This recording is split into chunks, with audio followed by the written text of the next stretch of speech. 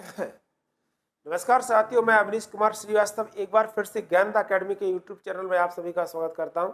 आशा करते हैं कि आप सब लोग अच्छी तरह से होंगे। कैसी पढ़ाई चल रही है आप लोगों की, मुझे कमेंट बॉक्स में आप बताएं। और यदि आपको मेरा वीडियो अच्छा लगता है तो प्लीज़ इसे लाइक करें, कमेंट करें और सब्सक्राइब जरूर करें।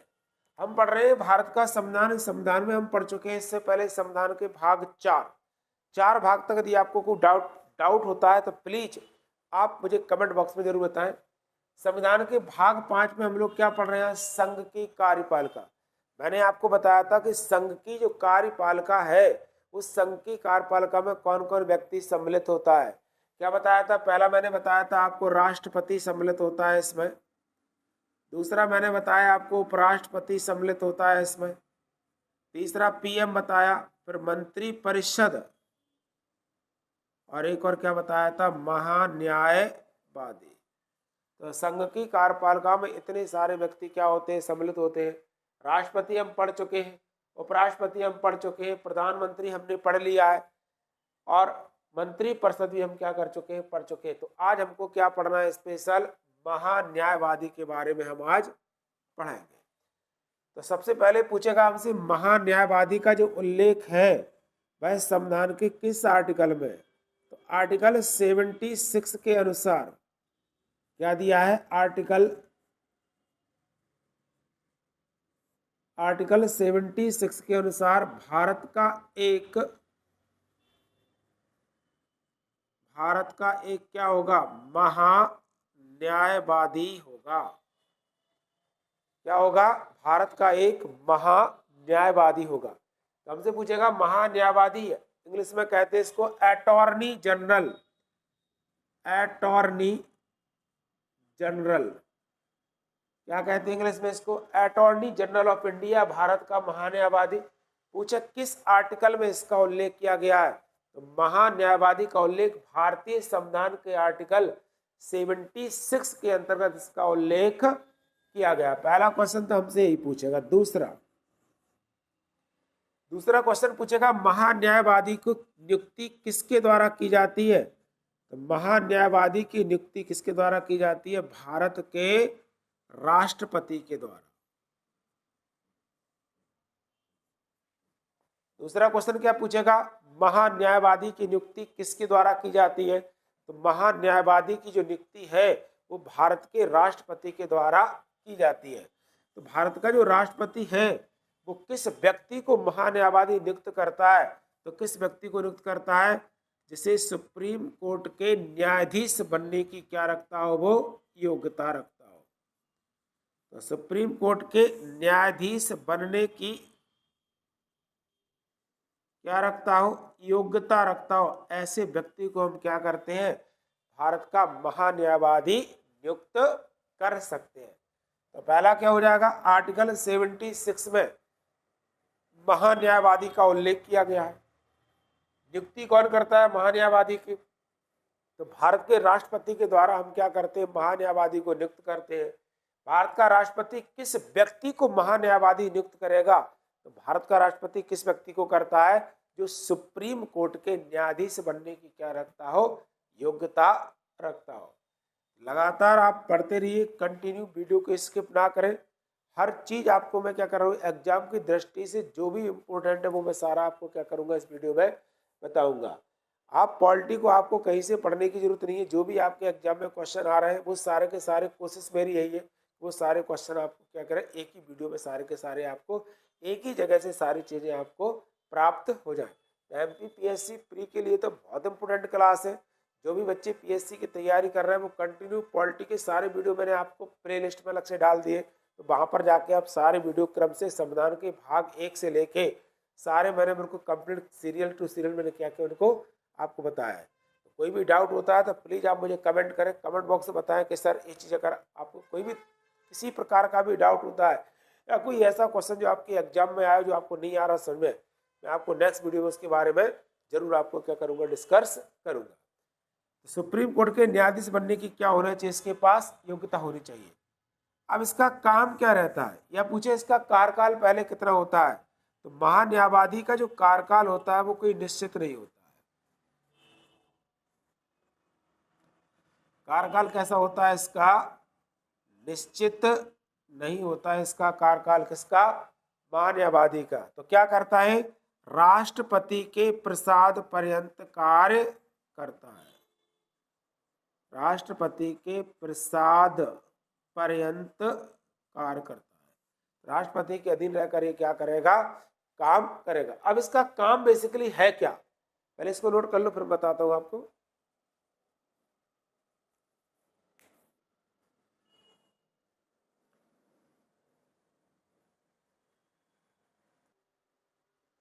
चलिए अब देखते हैं महान्यायवादी का कार्यकाल होगा, इसका वेतन कितना होगा। तो महान्यायवादी का जो वेतन है वो कितना होगा? जितना सुप्रीम कोर्ट के न्यायाधीश का क्या होता है? वेतन होता है। क्यों? इसकी योग्यता में हमने क्या पढ़ा कि सुप्रीम कोर्ट के न्यायाधीश बनने की क्या होना चाहिए? योग्यता होनी चाहिए। यदि इसका वेतन पूछे तो कितना होगा? 2,50,000 रुपये प्रति माह इसका क्या है? वेतन है। वेतन पूछे कितना है? टोटल 2,50,000 रुपये प्रति माह इसका क्या है? वेतन होता है। अब पूछेगा इसका कार्य क्या होता है? तो भारत का जो महान्यायवादी होता है वो भारत सरकार का प्रथम विधि अधिकारी है।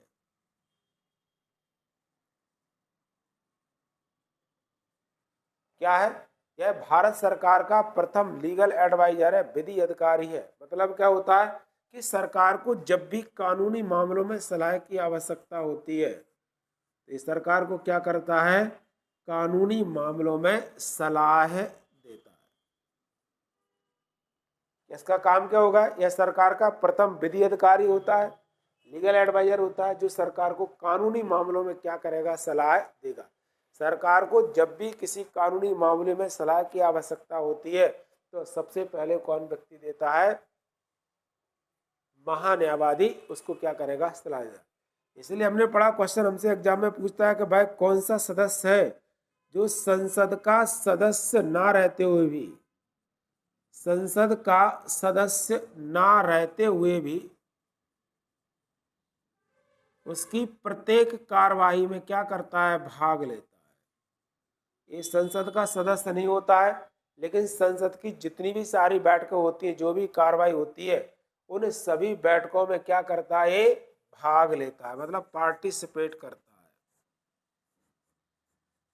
क्या करता है? संसद की प्रत्येक कार्रवाई या प्रत्येक बैठक में भाग लेता है। ये सरकार की कुछ सलाह दे सकता है उसी समय, और सरकार की तरफ से क्या कर सकता है? स्पीच भी दे सकता है, और सरकार की तरफ से भाषण भी दे सकता है।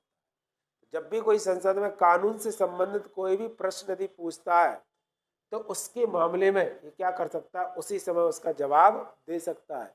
इसलिए सरकार को कब कानूनी मामलों में सलाह की आवश्यकता हो जाए तो उस समय ये क्या होता है? सरकार के समक्ष उपस्थित होकर उसके बारे में क्या कर सकता है? जवाब दे सकता है। इसलिए संसद की जो भी कार्रवाई होती है उसकी प्रत्येक बैठक में भाग लेता है और हमेशा सरकार के साथ ही रहता है। जब ये सलाह देने की स्थिति में नहीं होता है तो ये कहता है भाई क्या मेरी बस की बात नहीं है, तो फिर क्या होता है? सुप्रीम कोर्ट के मुख्य न्यायाधीश से क्या करता है? राष्ट्रपति परामर्श मांग सकता है। मैंने आपको बताया था कि आर्टिकल 143 के अंतर्गत ये दिया गया है कि भारत का राष्ट्रपति सुप्रीम कोर्ट के मुख्य न्यायाधीश से क्या कर सकता है? सलाह मांग सकता है, परंतु मुख्य न्यायाधीश सलाह देने के लिए बाध्य नहीं है। और ना ही यदि मान लो मुख्य न्यायाधीश ने सलाह दी, ना ही राष्ट्रपति उस सलाह को मानने के लिए क्या होता है? बाध्य होता है। तो वैसे तो सरकार को यही सलाह देता है। इस सरकार का क्या होता है? प्रथम विधि अधिकारी होता है। हमें याद करना है महान्यायवादी कौन होता है? भारत सरकार का प्रथम विधि अधिकारी होता है। वेतन पूछे कितना होता है? 2,50,000 रुपये होता है। कानूनी मामलों में सलाह देता है। ऐसा कौन सा व्यक्ति होता है जो संसद का सदस्य ना होते हुए भी उसकी प्रत्येक कार्रवाई में भाग लेता है? सरकार की तरफ से स्पीच देने का अधिकार किसके पास होता है? इसी के पास होता है। तो प्रत्येक कार्रवाई में भाग लेगा, परंतु किसी भी विधेयक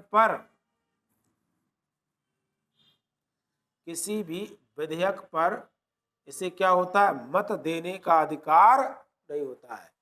संसद के साथ में भाग लेगा प्रत्येक कार्रवाई में, लेकिन संसद की जो भी सारी बैठक होगी उस बैठक में भाग लेगा, सरकार की तरफ से स्पीच देगा, सब कुछ करेगा, लेकिन किसी भी बिल पर इसको वोट डालने का अधिकार नहीं होता है। इतनी सारी चीजें मैंने आपको किसके बारे में बता दी, महान्यायवादी के बारे में बताए हैं। अब हम इसके आगे पढ़ते हैं।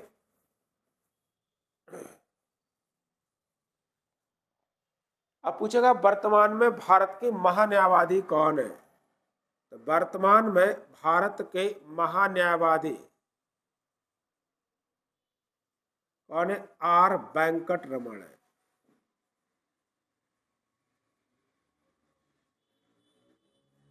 ये कौन है वर्तमान में भारत के महान्यायवादी। तो मैंने बताया ना कि इससे सिंपल क्वेश्चन पूछता है कि महान्यायवादी का उल्लेख कौन से आर्टिकल में, आर्टिकल 76 में इसका उल्लेख किया गया है।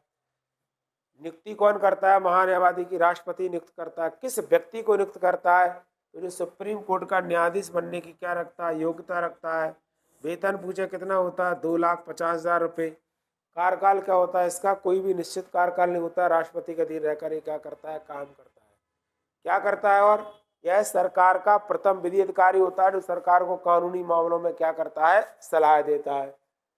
पूछे भारत के वर्तमान में महान्यायवादी कौन है, तो आर वेंकट रमन वर्तमान में कौन है, भारत के महान्यायवादी है।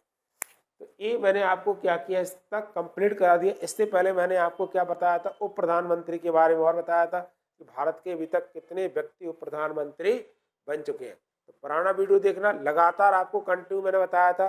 संविधान के भाग 5 मैंने पढ़े, आपको राष्ट्रपति कराया, उपराष्ट्रपति कराया, मंत्री परिषद कराया, फिर प्रधानमंत्री कराया, उप प्रधानमंत्री, और आज का जो पार्ट था महान्यायवादी में छोटा सा टॉपिक था। इससे जो भी क्वेश्चन बनेंगे, आशा तो यही है कि आपके सारे क्वेश्चन एग्जाम में बन जाए। वीडियो अच्छा लगा तो प्लीज़ से लाइक करें, कमेंट करें, सब्सक्राइब करें। तब तक के लिए जय हिंद, जय भारत।